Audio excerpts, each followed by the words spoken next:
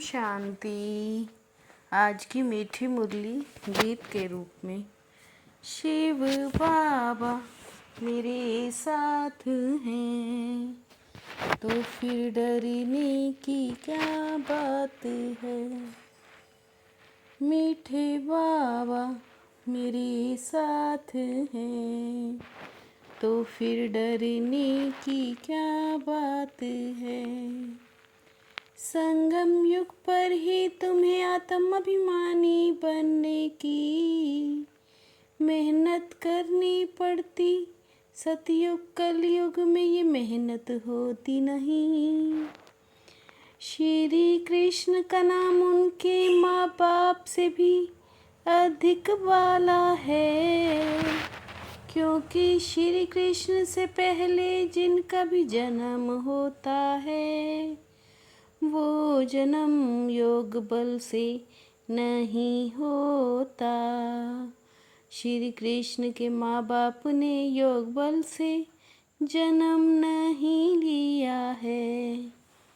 पूरी कर्मातीत अवस्था वाले राधे कृष्ण ही हैं, वही सदगति को पाते हैं।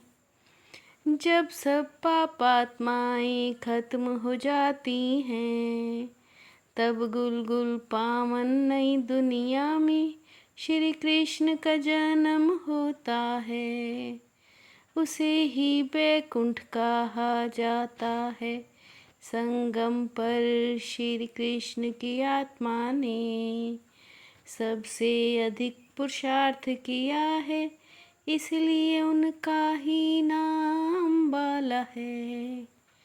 शिव बाबा मेरे साथ हैं तो फिर डरने की क्या बात है।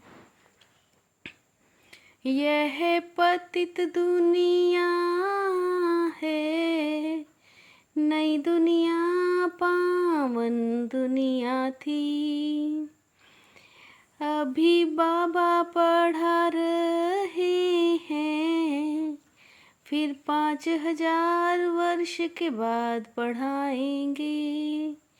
बाप बिगर कोई सृष्टि के आदि मध्य अंत का राज समझा ना सके।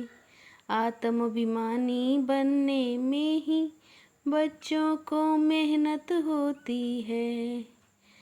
बाप कहते हैं अपने को आत्मा समझो।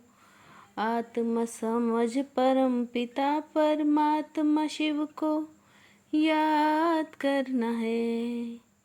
शिव बाबा मेरे साथ हैं तो फिर डरने की क्या बात है। तुम आधा कल्प से देह अभिमान में हीरे हुए हो।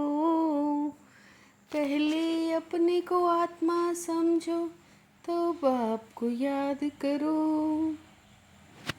सतयुग में तो भक्ति होती नहीं, वहाँ तो है ही ज्ञान के प्रारब्ध। आधा कल्प बेहद के बाप का सुख का वर्षा मिलता है। नई दुनिया में लक्ष्मी नारायण का राज्य होता था। ज्ञान मार्ग है समझ का मार्ग, जिससे तुम 21 जन्म समझदार बन जाते हो। सतयुग में कोई ऐसे नहीं कहेंगे कि हमको शांति चाहिए। कहते हैं मांगने से मरना भला। शिव बाबा मेरे साथ हैं तो फिर डरने की क्या बात है।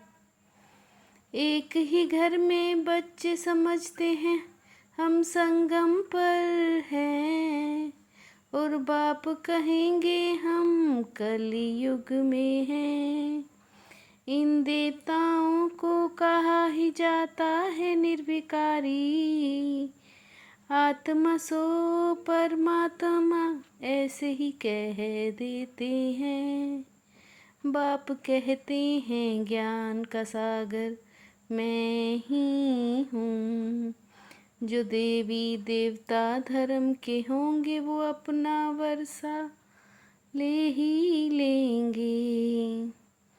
समझाया जाता है उच्च पद पा नहीं सकते। बाप कहते हैं मैं तुमको राजाओं का राजा बनाता हूँ। ब्राह्मण ही फिर सूर्यवंशी चंद्रवंशी बनते हैं। जो अच्छी रीति मेहनत करेंगे वो सूर्यवंशी बनेंगे। बाप ही आकर स्वर्ग की स्थापना करते हैं ब्रह्मा द्वारा। ब्रह्मा को ही प्रजापिता कहा जाता है। शिव बाबा मेरे साथ हैं तो फिर डरने की क्या बात है। अभी तुम नंबरवार पुरुषार्थ अनुसार गुल गुल बन रहे हो। आत्मा ही बनती है। यहाँ जो अच्छा पुरुषार्थ करते हैं तो जरूर अच्छे कुल में ही जन्म लेते हैं। नए देवताओं का आना फिर शुरू हो जाता है। बाकी चले जाएंगे तब ही उसको स्वर्ग कहा जाता है। अगर ऐसा होता है तो उन्हों का नाम बाला होता है।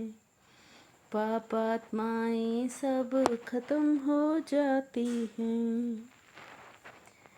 शिव बाबा मेरे साथ हैं तो फिर डरने की क्या बात है।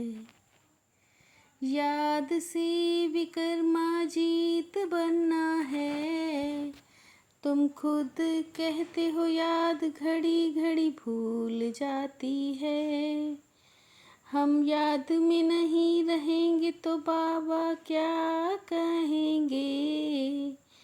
इसलिए बाबा कहते हैं तुम याद में बैठ पिकनिक करो। कर्म करते माशूक को याद करो तो विकर्म विनाश होंगे। इसमें ही मेहनत है। बाप तो अच्छी अच्छी बातें समझाते हैं। सर्वशक्तिमान बाप से तुम इतनी ताकत लेते हो।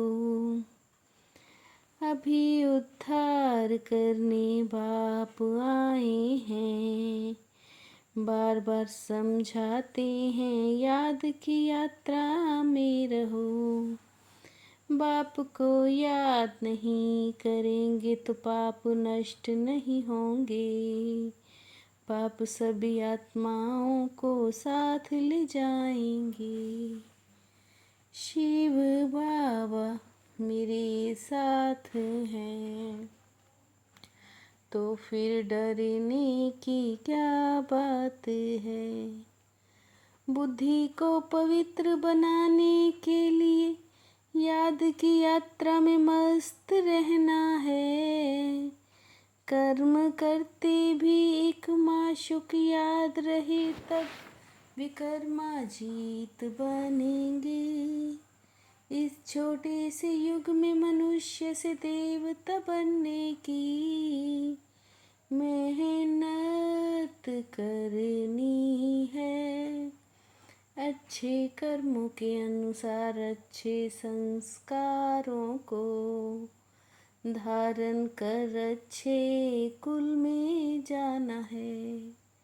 अच्छे कर्मों के अनुसार अच्छे संस्कारों को धारण कर अच्छे कुल में जाना है।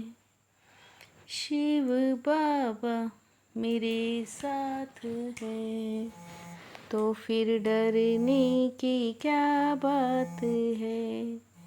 अपनी रूहानी लाइट्स द्वारा वायुमंडल को परिवर्तन करने की सेवा करने वाले सहज सफलता मूर्त भव।